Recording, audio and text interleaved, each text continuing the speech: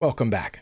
I recently picked up a free copy of Jose Capablanca's Chess Fundamentals, and right after the first chapter was about checkmating with just a rook and a king, and right after that was how to do two bishops, which I've never done before. I've also never seen the opportunity in a game before, but anyway, I think I got it, so I'm just going to practice a little bit with Stockfish using the Lichess analysis board and see if I can get it.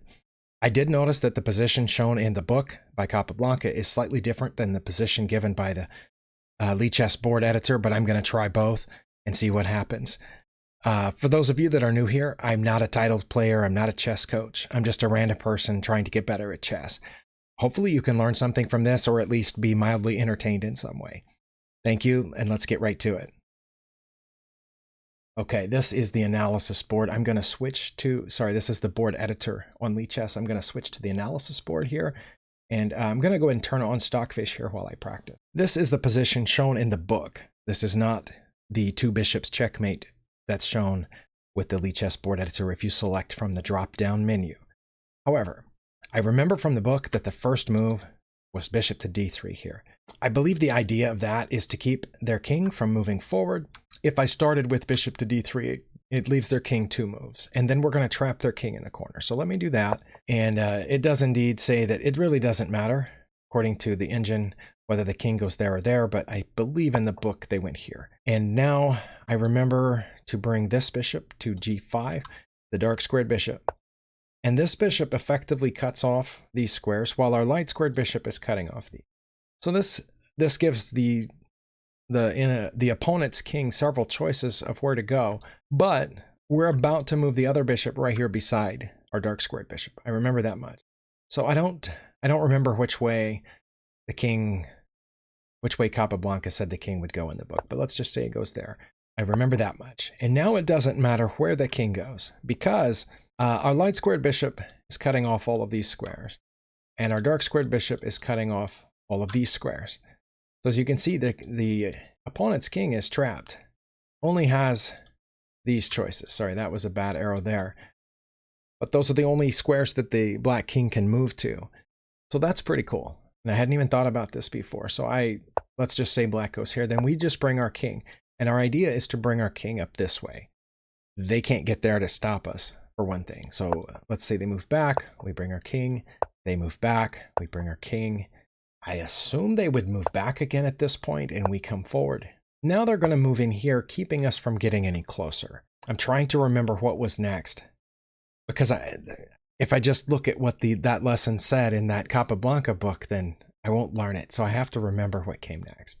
And I don't remember if it might have been that. It might have been bishop to g6, because that then would cut off these squares, while our dark squared bishop is still cutting off these, and our king is guarding that one, of course. So that severely limits where that king can go. So I'm going to try that. And so now this king only has 3 choices. You can't see the number here, but on the top of the analysis board, it says mate in 5. I don't know which one. Let's say I believe that the king would go that way, because I do remember from the Capablanca book that it said the idea is not just to trap the king on the back or the side like it is with the rook or a queen. If you have a rook or a queen, you just trap the enemy king on the side. Back, front, left or right doesn't matter, because you can checkmate him on the side. With the bishops, it has to be in the corner. That's one huge difference. So I assume it would try to go this way. In order, if we made a mistake, then it can get out. And then we're going to end up hitting the 50 move rule and draw this. So let's say it goes there. I think that's when we get to bring our king forward, if I'm not mistaken. That's got to be it, because that keeps the king from coming back here. So now it's very limited, because our bishops are cutting off all of these, and our king now is cutting off there. So the enemy king now only has 1 legal move. I don't remember for sure. It seems like there was a waiting move here in the book. I don't know if it's the best. The little number up at the top, Stockfish is saying mate in 4, but I don't remember exactly mate in 4, but I think it was this waiting move. Well, at some point, we're going to have to bring this bishop this way when the king is in the corner. Like if we do that now, that's not yet stalemate, because it would still have a move. But then what would we do? Maybe that's the best move now. Bishop to f6? Is that bishop to f6? Or wait. No, I think it was bishop to e7, now that I'm thinking about it. Okay, because right now the king has 2 legal moves, but if we go to bishop f7, that cuts off that square and forces the king in the corner. Okay, bishop to e7. Now it only has 1 legal move to the corner, but now we have to make a waiting move because we need the king to come back here, right? If we go here now, that's not check, and so that's a stalemate. If we go here now, then the king can go back to where it was. So I think what we have to do is like bring this bishop back. I don't think it matters which of those we go to. And then our next move is going to be over. To check the king, it'll have to go back in the corner, and then that'll be mate, I think.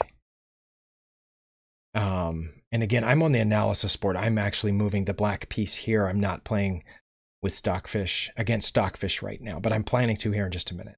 So that's its only legal move. Now, the trick here is to remember which squares your pieces are cutting off. And our king is cutting off these, and our dark squared bishop is cutting off that one. So we have to check here to get the king back in the corner. Only 1 legal move. And then that should be mate. It is. Okay, when the evaluation bar disappears. For some reason on Lee Chess, when you have mate, the evaluation bar disappears. So you saw the moves slide over there. On chess.com, the evaluation bar stays in place. But anyway. Okay, so now what I'm going to do is go back to the board editor, and I'm going to click, and I go to the analysis board in a new tab, but then practice versus the computer. Practice against computer. Okay, it is my turn. Let's see if we remember this. It does say mate in 13 at the top. I didn't know it was going to do that. Okay, but it doesn't show me any suggested moves. So I believe we play bishop to d3 first, and then we play bishop to g5, and then bishop to f5. And that's what we did, where we trapped the king in this triangular box here where it cannot escape. And then we bring our king. Let's see if I can do this. Okay, now the computer is moving the black king, and I'm trying to checkmate it. Okay. Is this where this is where I played bishop to g6, right? I think so. And now my bishops are cutting off these squares, and this is where I bring my king forward. Okay, bishop to e7, I believe. Because that keeps the king from going toward the center, and it has to go to the corner. I think that was it. Okay. Then I bring this one back. Check here. And mate. Okay, I did it. Wow. But that's starting from that exact position that I saw in the book. So it's going to be different if I actually came across 2 bishops versus a king in an actual game. Now, I would know if I were the defender that I need to try to not get trapped in a corner. I need to try to move toward the center, if at all possible. But as the attacker, I don't know that I would remember how to do this if the bishop started off in a different position. Now, I did notice that when you click on set the board here, which the drop-down menu does not show in the video, but I can scroll down, and one of the endgame positions is mate 2 bishops. You saw it appear there, and you see that the position is different here. I'm going to click analysis board to open in a new tab, and it looks like this. Okay. Now, again, okay, it says mate in 16. Again, you can't see it. And again, this is not playing against the computer. This is just the analysis board. But now the king is in an entirely different place, because the other one, the opponent's king, was in the corner already. This one, it's starting in the middle. So how do I get it to the corner? I know that if I put the 2 bishops together, the king cannot get close to them. But then how do I herd the king to a corner? Do I do that with my king? And can I do that in less than 50 moves? I don't know. I'm going to look at Stockfish, the suggestions here. I've opened up the list of suggested moves, and it says to bring my king first. And then their king is going to try to get closer to my bishops, which I assumed it would. So now I think I have to go there, don't I? Oh, it says I don't. Really? Wow, it says I can just bring my king again. But wouldn't it try to get to one of these bishops? Okay, well, it can't get to that one because those 2 squares are cut off, but it can go next to that one, right? Wouldn't it go to, it does not say, it says the king would not go to f6, but what if it did? What would I do then? Oh, now I just bring this one over here. And now isn't the king going to try to get my other bishop? And now I just bring it over here. Okay, I assume now the king would try to not get trapped in the corner. I'm cutting off all of these squares around the king, but it can come closer to the center, can't it? F5 again? What about F4? Then what would I do? Then I bring my king. Now my king is cutting off these. The bishop's cutting off these, and the bishop's cutting off these. Okay. Then probably there. The suggested moves say bishop to e6. Okay. I see that because my king is still cutting off these, and now my bishop is doing this, and my other bishop is hitting these, so that's limiting where the enemy king can go. Let's say it tries to not get near the corner as much as possible. Then I bring my king again. That's what the computer says is fastest. So now, still cutting off all of these with my bishops, and my king is hitting these. Oh, it can get away from the corner here though, right? King to f6. Okay, because of my dark squared bishop cutting off these squares, whoops, and my king cutting off that one, that leaves this, oh, and my other bishop cutting off these, that leaves them only one legal move, so they have to go here. Bishop to f4, really? Okay, that only, we're still cutting off all of this. So that only, and these, that only allows the king to go backward to h5, then bishop to g3, which doesn't let it go back here, but forces it that way. Okay, because my king is close enough. Okay, I get that. Go that way. Now this? No. It says bishop to g4 is faster. Okay. Oh, because of my king. So we're and the bishop guards here, so we're still forcing the opponent to head toward the corner. Okay, that's how we get the bishop to the corner. I mean, the king to the corner. Now it says king to f7. And I totally get that, because then we would be cutting off these with our king. That's actually fastest. So the king doesn't want to go to the corner. Stockfish says it's mate in 3 either way, but I assume they would want to come here. But now we go there, right? Bishop to f4 check. Okay, I guessed that one, because now there's only one choice. h7. Now bishop to f5 check. Drives it to the corner. Wow. Okay, now, but can I play that position against Stockfish? Okay. I remember we brought the king first. Oh, it went that way. Well, I didn't practice that. Since it didn't go toward my bishops, I have no idea what to do, but I think I should just bring my king. Oh, now it came toward, but now I can go this way, right? And which corner are we going to try to trap it in?